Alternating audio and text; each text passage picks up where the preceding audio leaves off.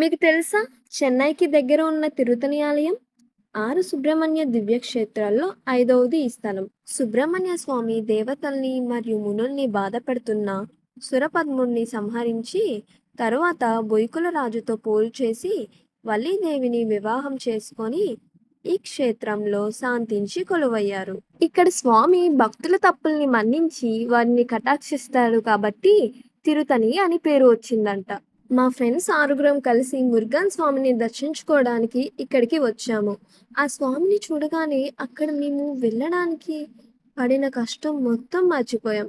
ఈ ఆలయంలో ఉన్న 365 మెట్లు సంవత్సరంలో 365 రోజులకి ప్రతీకం. సంవత్సరానికి ఒకసారి ఆ స్వామిని దర్శించుకుంటే 365 రోజులు దర్శించుకున్నట్టు అని భక్తుల నమ్మకం. అంతేకాకుండా ఇక్కడ దిష్టి తీయించుకుంటే దోషాలు పోతాయని భక్తుల నమ్మకం.